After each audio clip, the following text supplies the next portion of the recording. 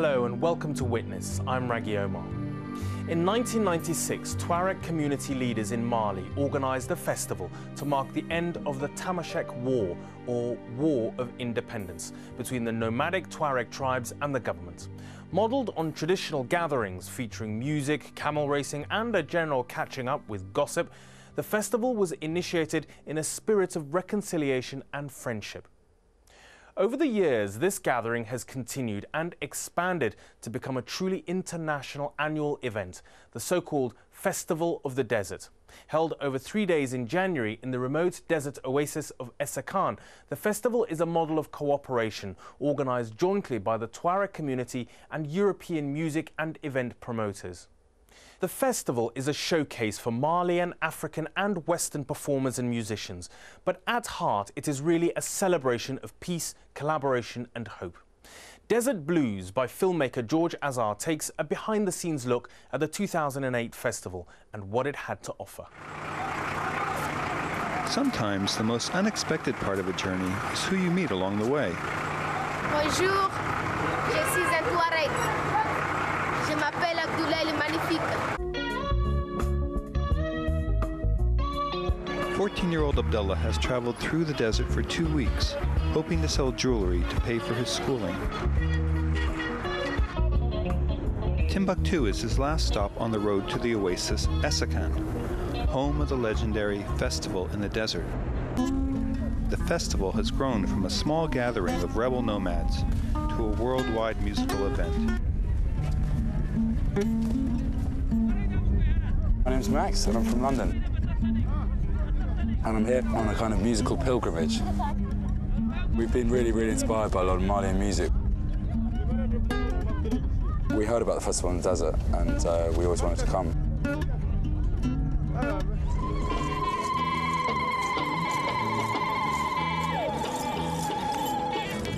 Mali is the 5th poorest country in the world, but it's rich in musical tradition. So when its Tuareg tribesmen ended their rebellion against government discrimination and forced resettlement of nomads, a music festival was born to celebrate the occasion. Today the Tuareg have a semi-autonomous region, and the festival has blossomed into one of the most celebrated concert events in the world. For Abdullah, earning money for his school book seems almost secondary. Je suis venu pour voir les chansons des Maliens et les différents pays et aussi voir les différentes cultures, changer les idées, partager des idées avec les autres gens qui ne comprennent pas.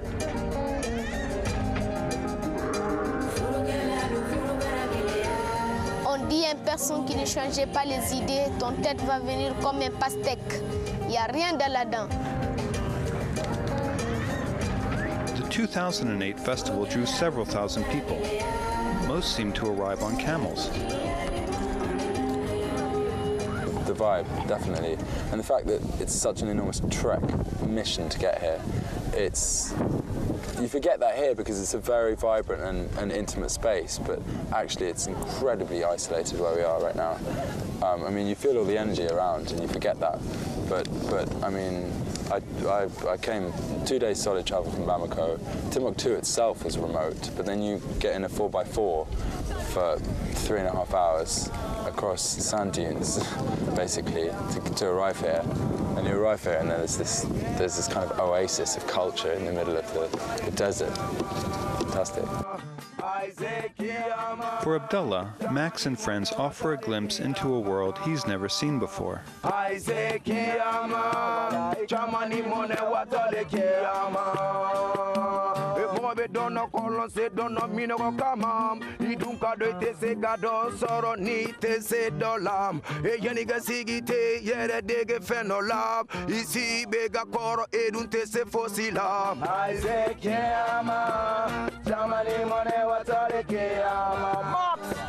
While they don't speak the same language, Max, a classically trained violinist, and Laji, an African rapper, have a rapport that transcends words.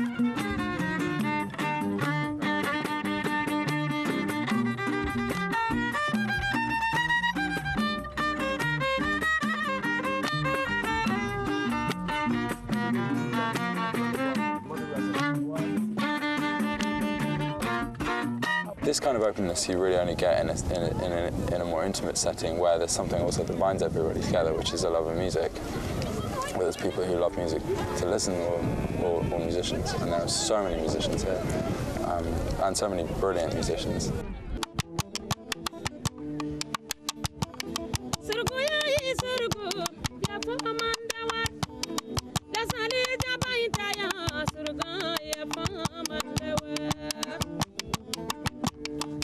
The festival began as a purely Tuareg event,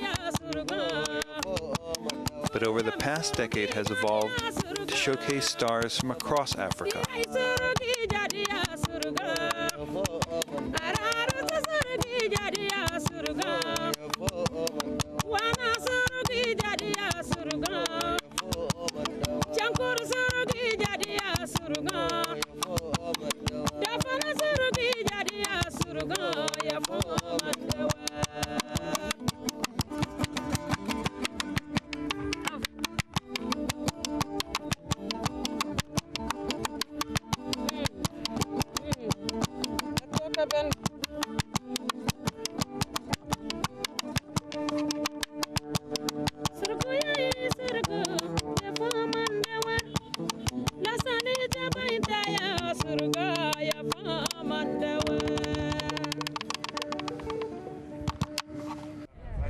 Philippe de Angers has come from Paris to work as a festival organizer. We're doing Electric Dimer. I'm a scriptwriter actually and a director. I came here as a volunteer and I just absolutely fell in love with the place. If you just say the name Timbuktu, at least for the French, means the other end of the world. You know, it's the furthest place you can go. Every year I pull my hair and I'm, you know, my God, you know, this is such a mess. You know, but every year I know exactly where I came. You know, I just absolutely love it. It's just such an experience. You know, I can't say anything else. It's just extraordinary. Okay. Then at 12:30 you have Haïra Arbi at the green tent.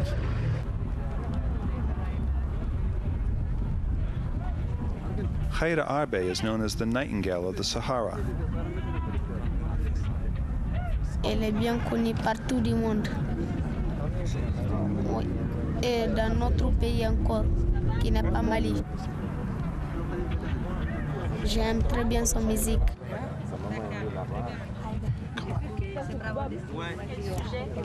Je chante l'amour, je chante la paix, je chante l'éducation des filles, je chante contre la violence faite sur les femmes.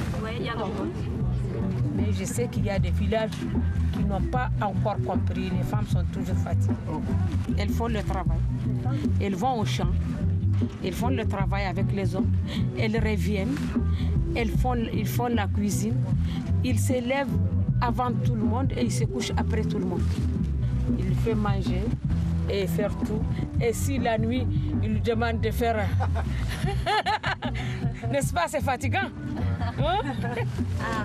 Elle demande si vous pouvez nous dire quelques mots de votre chanson en français. La liberté des femmes. La liberté des femmes, oui. Hier, on était couverts. On ne pouvait pas parler. Aujourd'hui, il y a eu un éclairage. Les femmes, nous sommes fiers d'être femmes.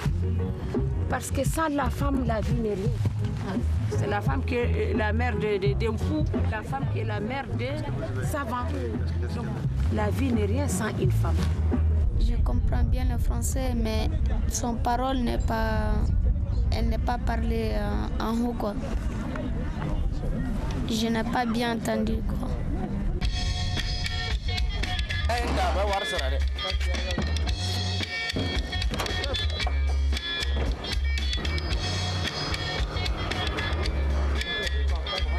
Each January, this stage is carried piece by piece into the desert. The focal point for 3 days of astonishing music. The 1 million Tuaregs are among the Earth's last great nomadic people. They are often called the Blue Men of the Sahara.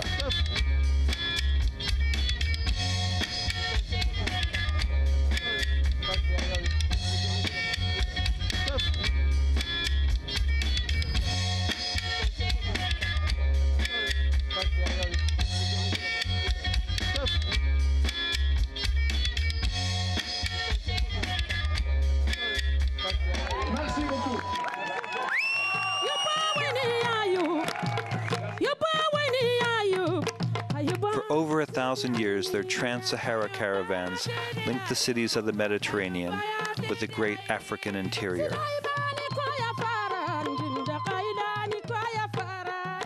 Their main export is no longer salt, but music. And although the festival is a celebration of peace, the Tuareg fight for equality is ongoing.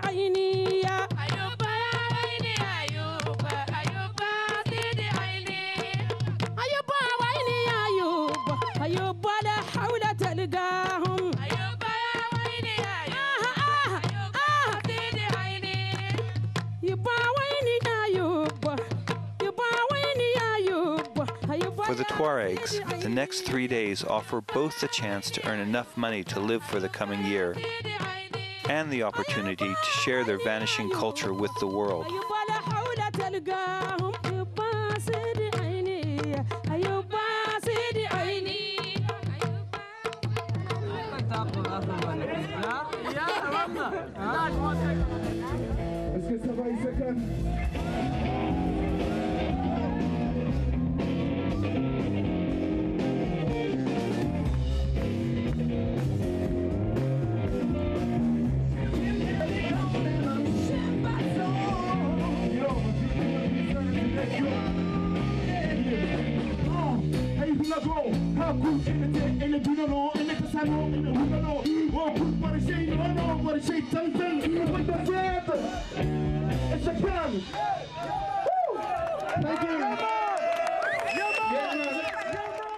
Join me after the break as the Festival of the Desert really gets into its stride.